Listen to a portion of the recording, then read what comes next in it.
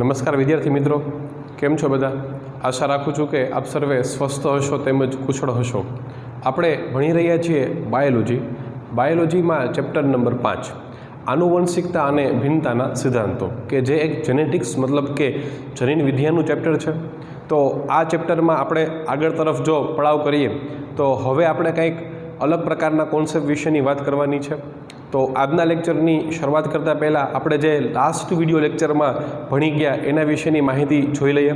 તો last video લેક્ચરમાં તો આપણે ટેસ્ટ ક્રોસ મતલબ કે કસોટી સંકરણ વિશેની વાત કરેલી છે, પરંતુ તે પહેલાં આપણે એક સંકરણના પ્રયોગ વિશેની વાત કરેલી હતી, કે જે ખૂબ જ મહત્ત્વનું હતું. યાદ રાખો કે એક સંકરણના પ્રયોગનું જે રિઝલ્ટ છે મતલબ કે તેનો જીનોટાઇપિક રેશિયો અને ફિનોટાઇપિક રેશિયો એ ખૂબ જ મહત્ત્વનો છે, અને તમને દાખલામાં પણ એ જ આવશે. મતલબ કે એ જીનોટાઇપિક અને ફિનોટાઇપિક રેશિયો તેનો ઉપયોગ કરીને તમે ઘણા બધા પ્રકારના એક્ઝામ્પલ્સ મતલબ કે દાખલાઓ ગણી શકો. તો બરાબર સમજો, આપણે કહી શકીએ કે એક સંકરણના પ્રયોગનું રિઝલ્ટ લખું છું હું. બરાબર સમજો, એક સંકરણના પ્રયોગનું F2 પેઢીનું મતલબ કે F2 જનરેશનનું F2 પેઢી મતલબ કે F2 જનરેશનનું જો આપણે તેના રિઝલ્ટની વાત કરીએ મતલબ કે તેના આપણે જો પરિણામની વાત કરીએ તો તમે કહી શકો છો કે તમારી પાસે બે પ્રકારના રિઝલ્ટ મળે છે. તો ફર્સ્ટ રિઝલ્ટ તમે કહી શકો છો જેને genotypic ratio, the first one which is known as genotypic ratio. Genotypic ratio તમે તેને કહી શકો છો કે જનીન પ્રકાર પ્રમાણ. જીનોટાઇપિક રેશિયો તમે શું કહી શકો છો? જેને જનીન પ્રકાર પ્રમાણ. તો જનીન પ્રકાર પ્રમાણ હંમેશા કયું હશે? 1:2:1 મતલબ કે હંમેશા 1:2:1 છે. બરાબર, તો આ તમારે ખાસ યાદ રાખવું. જનીન પ્રકાર પ્રમાણ હંમેશા ને હંમેશા કેવું છે? 1:2:1 છે. એટલે 1 capital T is to 2, capital T small t is to 1, small t 25%, capital T is to 50%, capital T small t is to 25%, small t મતલબ કે 1/4 capital T is to 1/2, capital T small t is to 1/4, small t. So it's all about the genotypic ratio મતલબ કે જનીન પ્રકાર પ્રમાણ. જો આપણે આ પ્રયોગનું F2 પેઢીનું ફિનોટાઇપિક રેશિયો, ચાલો બરાબર સમજો, લખું છું અહીંયા હું ફિનોટાઇપિક રેશિયો.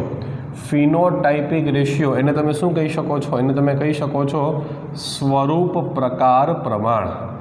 ફિનોટાઇપિક રેશિયો એને તમે શું કહી શકો છો? સ્વરૂપ પ્રકાર પ્રમાણ. તો F2 પેઢીમાં તમને 3 ટોલ પ્લાન્ટ મળતા હતા અને એક ડ્વાર્ફ એટલે કે એક વામન પ્લાન્ટ મળતું હતું.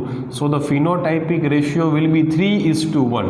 ઓકે, 3:1 મતલબ કે 3:1 એટલે કે 75%. Okay, 75% tall plants is to 25% dwarf plants. એટલે કે 3/4 ટોલ ઇઝ ટુ 1/4 એટલે કે 1/4 ડ્વાર્ફ પ્લાન્ટ. તો આ રીતે તમને રેશિયો એમાં મળેલો છે. બરાબર, આ વસ્તુ ખાસ તમારા મગજમાં હોવી જોઈએ. તમને અડધી રાત્રે કોઈ ઉઠાડીને પૂછે કે મેન્ડલના એક સંકરણના પ્રયોગમાં શબ્દ મહત્વનો શું છે? F2 પેઢી. F2 પેઢીનું રિઝલ્ટ શું હતું? તો ફિનોટાઇપિક 3:1, 3:1, અને જીનોટાઇપિક 1:2:1 મતલબ કે 1:2:1. તો આ તમને ખાસ પહેલાં યાદ હોવું જોઈએ. ત્યારબાદ આપણે કસોટી સંકરણની વાત કરેલી હતી, તો તેનું પણ થોડું ઘણું તમને રિવિઝન અહીંયા લખાવી દઉં. તો તમે કહી શકો છો કે કસોટી સંકરણ, ચાલો બરાબર સમજો, તમે કહી શકો છો કે કસોટી સંકરણ. કસોટી સંકરણને તમે ટેસ્ટ ક્રોસ કહી શકો. ચાલો બરાબર સમજો, કસોટી સંકરણને તમે શું કહી શકો? ટેસ્ટ ક્રોસ કહી શકો છો. કસોટી સંકરણને તમે શું કહી શકો? કસોટી સંકરણને તમે ટેસ્ટ ક્રોસ કહી શકો. તો ટેસ્ટ ક્રોસમાં શું કરવામાં આવે? તો યાદ રાખવું કે ટેસ્ટ ક્રોસમાં આપેલ કોઈ પણ પ્લાન્ટ, ઓકે, આપેલ કોઈ પણ અજ્ઞાત જીનોટાઇપ, આપેલ કોઈ પણ અજ્ઞાત જીનોટાઇપ ધરાવતા પ્લાન્ટ અથવા તો કોઈ પણ સજીવ, એનો ક્રોસ કોની સાથે કરવાનો છે? એનો ક્રોસ તમારે કરવાનો છે સમયુગ્મી પ્રચ્છન્ન સાથે, એનો ક્રોસ તમારે કરવાનો છે સમયુગ્મી પ્રચ્છન્ન સાથે. તો તમારા માટે MCQ શું થશે કે એક સંકરણના પ્રયોગમાં કોની સાથે ક્રોસ કરવાનું છે? તો આન્સરમાં આવશે સમયુગ્મી પ્રચ્છન્ન સાથે તમારે એનો ક્રોસ કરવાનો થશે. આ ઉપરાંત તમે કહી શકો છો કે ટેસ્ટ ક્રોસ મતલબ કે કસોટી સંકરણમાં તમે ફિનોટાઈપ પરથી, ચાલો બરોબર સમજો, ફિનોટાઈપ પરથી, ફિનોટાઈપ એટલે કે તમે જેને કહી શકો છો સ્વરૂપ પ્રકાર, ફિનોટાઈપ તમે જેને કહી શકો છો સ્વરૂપ પ્રકાર, ફિનોટાઈપ પરથી you are going to decide what? You are going to decide the genotype. તમે ફિનોટાઈપ પરથી શું?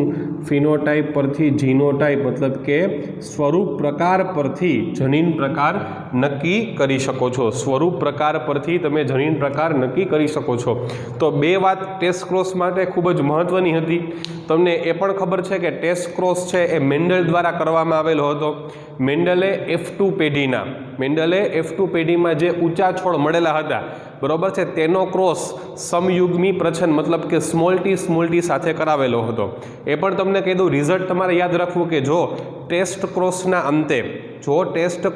અંતે રિઝલ્ટમાં તમને 100% ઊંચા પ્લાન્ટ મળે તો અજ્ઞાત છોડનો જીનોટાઈપ એ સમયુગ્મી પ્રભાવી એટલે કે કેપિટલ ટી છે. ઓકે, આ ઓપ્શન નંબર 1 હતો. હવે જો ઓપ્શન નંબર 2ની વાત કરું તો જો ટેસ્ટ ક્રોસના અંતે તમને 50% ઊંચા પ્લાન્ટ અને 50% નીચા પ્લાન્ટ મળે તો અજ્ઞાત છોડનો જીનોટાઈપ એ વિષમયુગ્મી હતો મતલબ કે કેપિટલ ટી સ્મોલ ટી. યાદ રાખજો, વિષમયુગ્મીમાં પ્રભાવી પ્રચ્છન્ન તમે ના કહી શકો.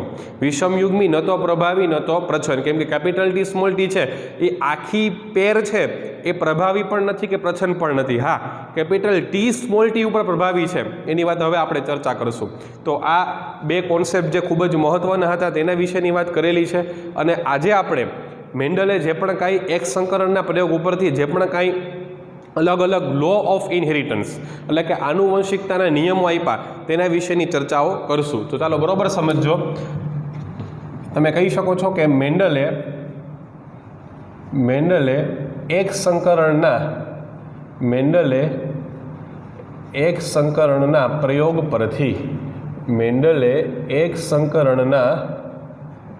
પરથી મેન્ડલે શું કર્યું હતું કે મેન્ડલે એક સંકરણના પ્રયોગ પરથી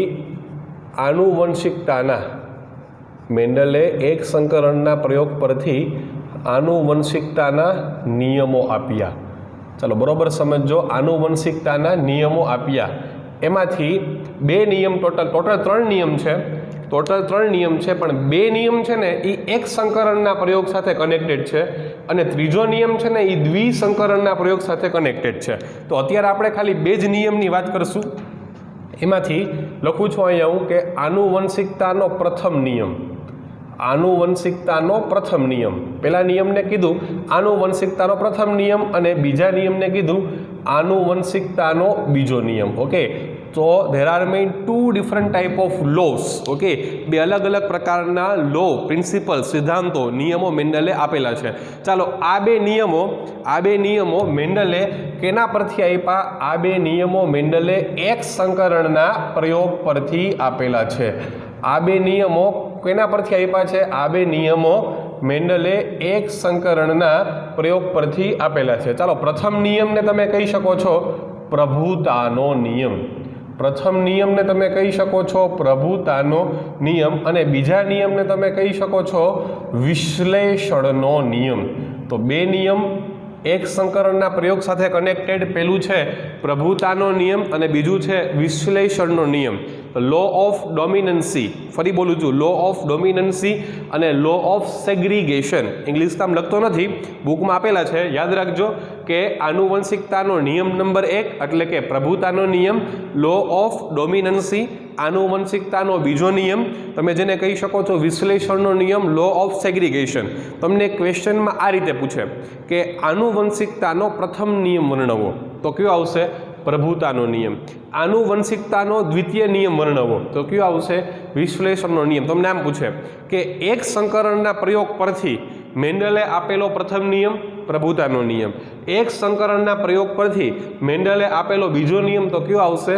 વિશ્લેષણનો નિયમ. તો આ રીતે અલગ અલગ રીતે ક્વેશ્ચન પૂછાવાની શક્યતા છે. પ્રભુતાનો નિયમ લાસ્ટ બોર્ડની એક્ઝામમાં પૂછાઈ ગયો છે, એમાંથી એક MCQ પણ આવી ગયો છે, એની ચર્ચા હમણાં આપણે કરીશું. તો બરોબર સમજો, બે નિયમ છે ને, બે નિયમ એ 2-2 માર્કના ક્વેશ્ચન છે.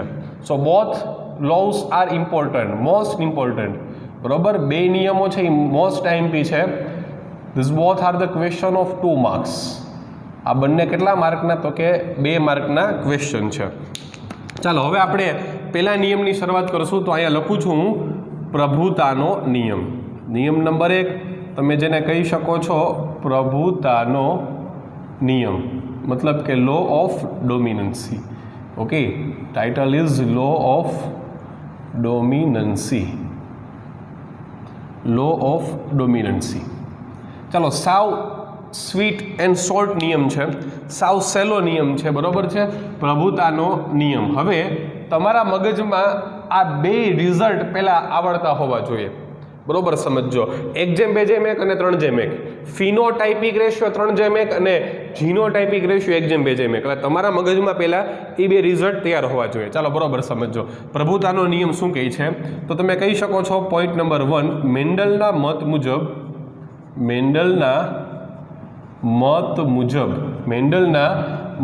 મુજબ લક્ષણોનું નિયંત્રણ.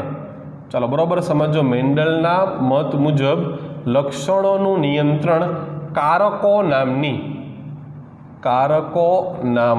મેન્ડલના મત મુજબ લક્ષણનું નિયમ કારકો નામની સ્વતંત્ર અભિવ્યક્તિ દ્વારા કરવામાં આવે છે. ચાલો બરોબર સમજો, પોઈન્ટ નંબર 1 સમજી લ્યો. શું કહે છે? તો કોના મત મુજબ? મેન્ડલના મત મુજબ કોનું નિયંત્રણ? બરોબર, કોનું નિયંત્રણ?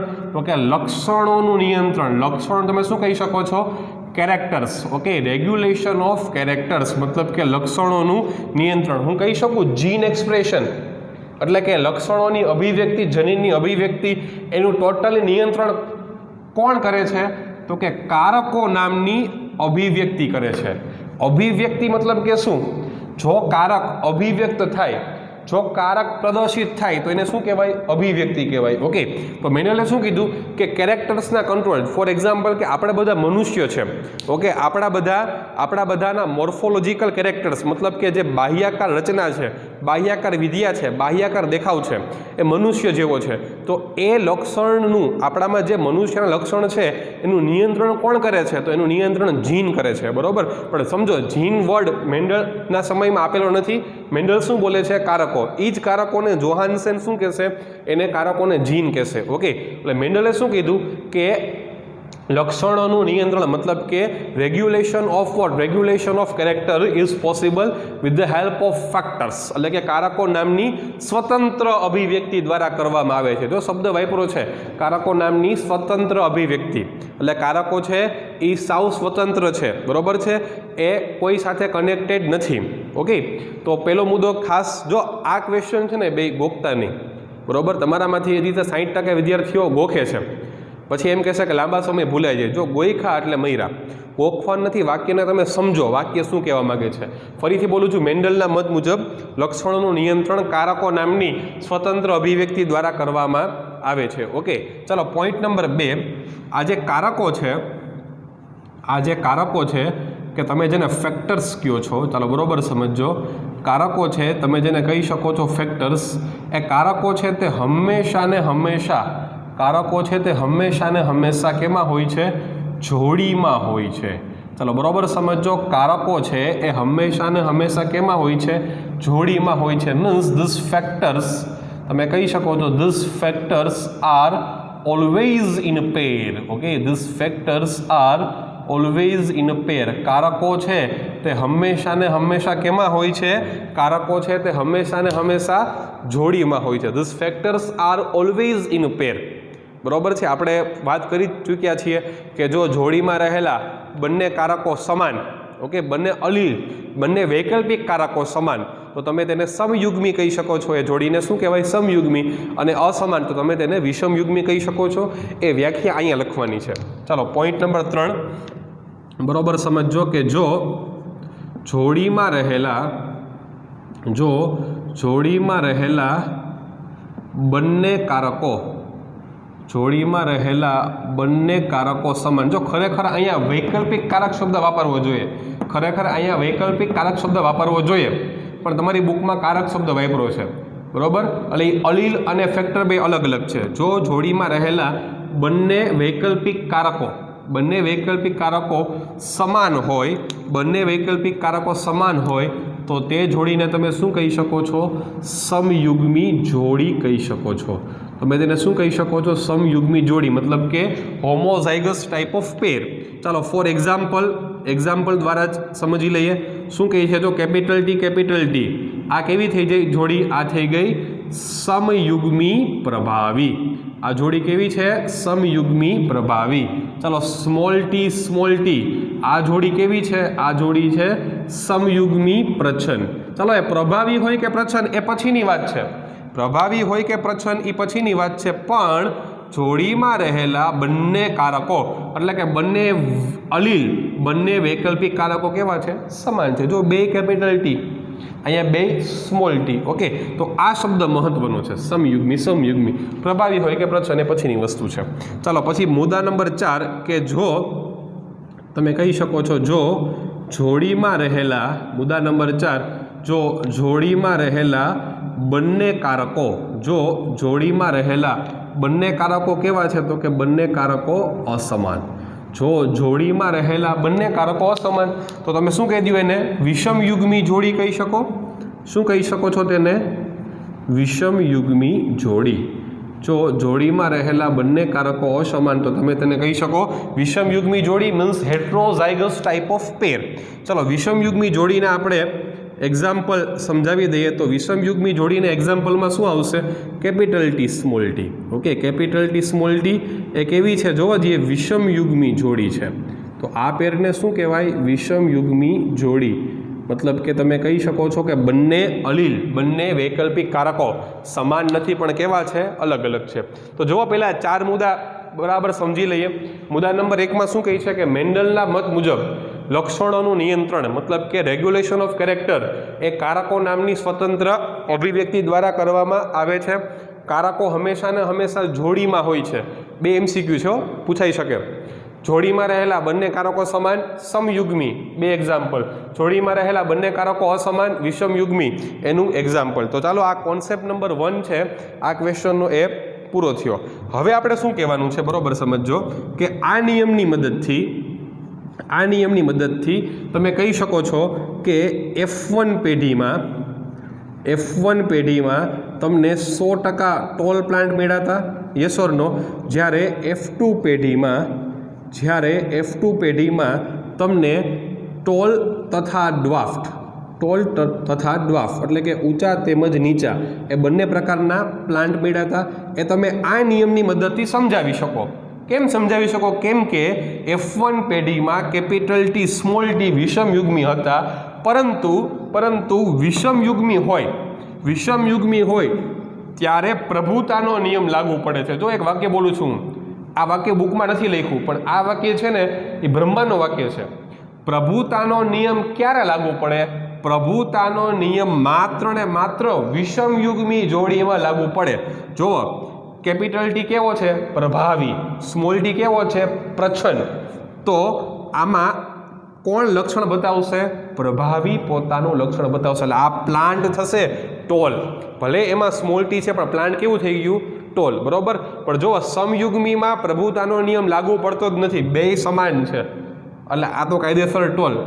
આમાંય 2 સમાન છે પણ પ્રસન્ન, એટલે કાયદેસર કેવા થઈ જાય? વામન, मतलब કે ડ્વાર્ફ। એટલે આ વસ્તુ યાદ રાખજો કે પ્રભુતાનો નિયમ, બરોબર, પ્રભુતાનો નિયમ હંમેશા ને હંમેશા વિષમયુગ્મી જોડીમાં લાગુ પડે છે।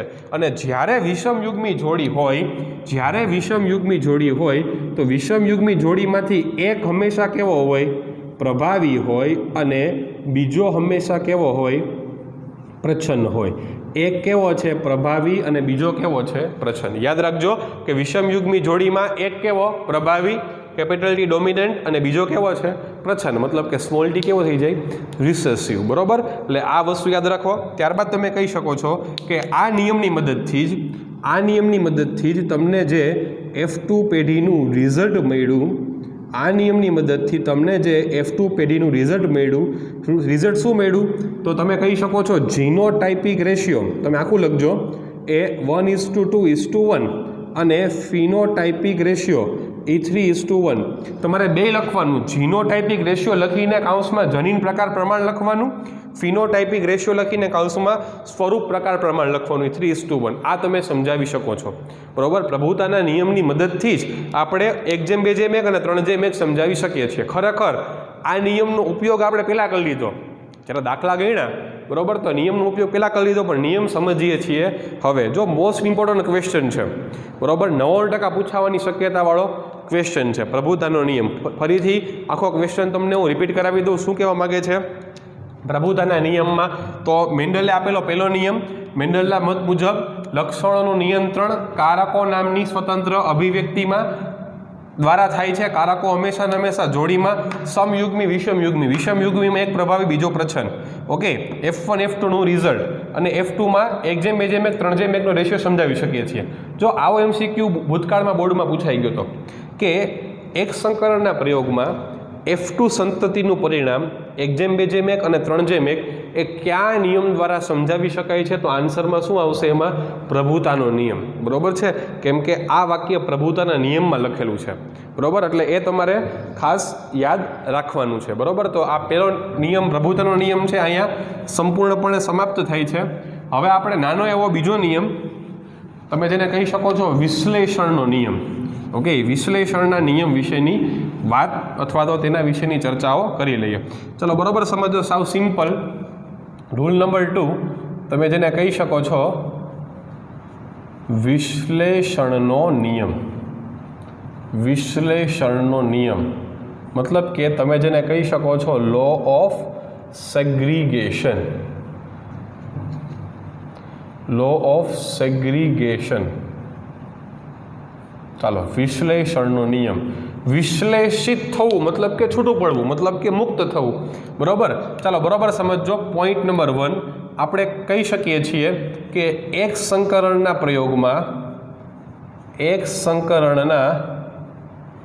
પ્રયોગમાં કોઈ પણ સંજોગોમાં